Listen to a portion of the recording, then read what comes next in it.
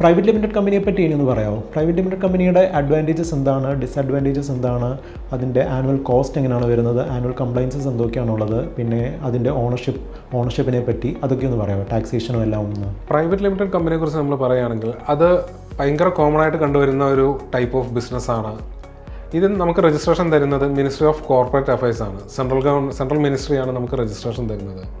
ഒരു private limited company നമുക്ക് ഇന്ത്യയിൽ ഫോം ചെയ്യണമെങ്കിൽ മിനിമം 2 പേര് വേണം. 2 പേരെന്ന് വെച്ചാൽ 2 ഷെയർ ഹോൾഡേഴ്സും 2 ഡയറക്ടേഴ്സും. ഇത് രണ്ടും ഒരേ ആൾ തന്നെ ആകാം. എന്ന് വെച്ച് കഴിഞ്ഞാൽ ഈ ഷെയർ ഹോൾഡേഴ്സ് തന്നെ ഡയറക്ടേഴ്സ് വേണമെങ്കിലാവാം. ഇനി അതല്ല 2 ഷെയർ ഹോൾഡേഴ്സ് വേറെ 2 ഡയറക്ടേഴ്സ് അങ്ങനെ വേണമെങ്കിലും നമുക്കാവാം. ഈ ഒരു പ്രൈവറ്റ് കമ്പനി നമുക്ക് ഇന്ത്യയിൽ രജിസ്റ്റർ ചെയ്യണമെങ്കിൽ അതിൻ്റേതായ കുറേ ഫോർമാലിറ്റീസ് ഉണ്ട്. ആദ്യം നെയിമിന് അപ്ലൈ ചെയ്യണം. അത് കഴിഞ്ഞിട്ടായിരിക്കും നമ്മൾ രജിസ്ട്രേഷൻ ഫോംസ്, ലൈക്ക് അതിനൊരു MOA ഉണ്ട്, മെമ്മോറാണ്ടം ഓഫ് അസോസിയേഷൻ എന്ന് പറയും, അല്ലെങ്കിൽ ആർട്ടിക്കിൾസ് ഓഫ് അസോസിയേഷൻ, അങ്ങനെ 2 ഡോക്യുമെൻറ്റ്സ് ഉണ്ട്.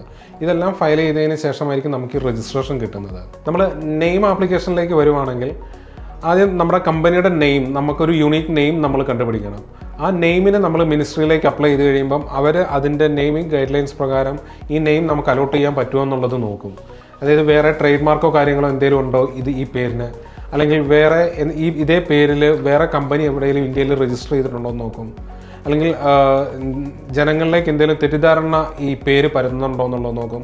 അങ്ങനെ കുറേ മാനദണ്ഡങ്ങളുണ്ട്. ഈ മാനദണ്ഡങ്ങളെല്ലാം നോക്കിയതിന് ശേഷമായിരിക്കും നമുക്ക് നെയിം ഇവർ അപ്രൂവ് ചെയ്ത് തരുന്നത്. അങ്ങനെ വൺസ് നമുക്ക് ആ നെയിം അപ്രൂവ് ആയി കിട്ടിക്കഴിഞ്ഞാൽ വിതിൻ നെക്സ്റ്റ് 20 ഡേയ്സ്, ആ നെയിമിൻ്റെ വാലിഡിറ്റി എന്ന് പറയുന്നത് 20 ദിവസമേ ഉള്ളൂ. ഈ 20 ദിവസത്തിനകം നമ്മൾ കമ്പനി രജിസ്റ്റർ ചെയ്യണം.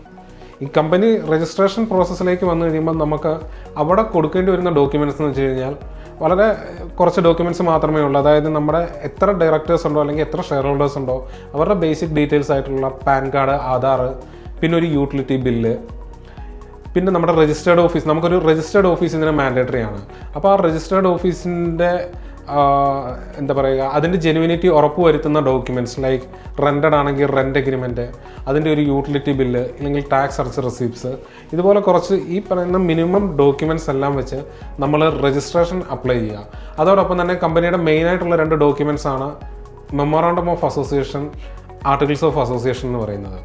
ഇത്രയും ഡോക്യുമെൻറ്റ്സും വെച്ച് നമ്മൾ രജിസ്ട്രേഷൻ ഡോക്യുമെൻറ്റ്സ് ഫയൽ ചെയ്ത് കഴിഞ്ഞാൽ ഒരു മാക്സിമം ഒരു 3 to 5 വർക്കിംഗ് ഡേയ്സിനകം തന്നെ നമുക്ക് നമ്മുടെ കമ്പനി രജിസ്റ്റർ ആയി കിട്ടും. ഒരു പ്രൈവറ്റ് കമ്പനിയുടെ അല്ലെങ്കിൽ പ്രൈവറ്റ് ലിമിറ്റഡ് കമ്പനിയുടെ ലീഗൽ സ്റ്റാറ്റസിനെ കുറിച്ച് നോക്കുകയാണെങ്കിൽ അതൊരു സെപ്പറേറ്റ് ലീഗൽ എൻറ്റിറ്റി തന്നെയാണ്. കാരണം നമുക്ക് ഈ കമ്പനി രജിസ്റ്റർ ചെയ്ത് കഴിയുമ്പം ഇപ്പോഴത്തെ ഒരു സിസ്റ്റം അനുസരിച്ച് കമ്പനിയുടെ എന്നാണോ നമുക്ക് രജിസ്ട്രേഷൻ ആവുന്നത് ആ രജിസ്ട്രേഷൻ ടൈമിൽ തന്നെ നമുക്ക് സർട്ടിഫിക്കറ്റ് ഓഫ് ഇൻകോർപ്പറേഷൻ, അതായത് രജിസ്ട്രേഷൻ സർട്ടിഫിക്കറ്റ് കിട്ടും.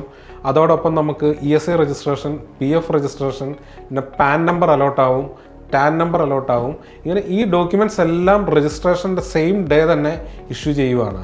ഈസ് ഓഫ് ഡൂയിങ് ബിസിനസ് എന്നുള്ള ആ ഒരു കൺസെപ്റ്റിൻ്റെ ഭാഗമായിട്ടാണ് ഗവൺമെൻറ് ഇങ്ങനെ ഒരു ഇത് കൊണ്ടുവന്നിരിക്കുന്നത്. അതായത് രജിസ്ട്രേഷൻ ടൈമിൽ തന്നെ ഈ പറഞ്ഞ 5 documents, certificate of incorporation, PAN, tan, ESI, PF, ഇത്രയും രജിസ്ട്രേഷൻസ് നമുക്ക് കിട്ടും. ഇതോടൊപ്പം ഈ രജിസ്ട്രേഷൻ ഇത്രയും രജിസ്ട്രേഷൻ ഡോക്യുമെൻറ്റ്സും ഇതോടൊപ്പം നമ്മുടെ ആ ഡയറക്ടേഴ്സിൻ്റെ പേഴ്സണൽ ഡോക്യുമെൻറ്റ്സ് ലൈക്ക് പാനും ആധാറുമായിട്ട് ഏതൊരു ബാങ്കിൽ നമ്മൾ ചെന്ന് കഴിഞ്ഞാലും അവർ ഈ കമ്പനിയുടെ പേരിൽ നമുക്ക് ബാങ്ക് അക്കൗണ്ട് ഓപ്പൺ ചെയ്ത് തരും. ആ ബാങ്ക് അക്കൗണ്ട് ഓപ്പൺ ചെയ്തതിന് ശേഷം നമുക്ക് ആസ് നോർമൽ നമുക്ക് ബിസിനസ് സ്റ്റാർട്ട് ചെയ്യാൻ പറ്റും.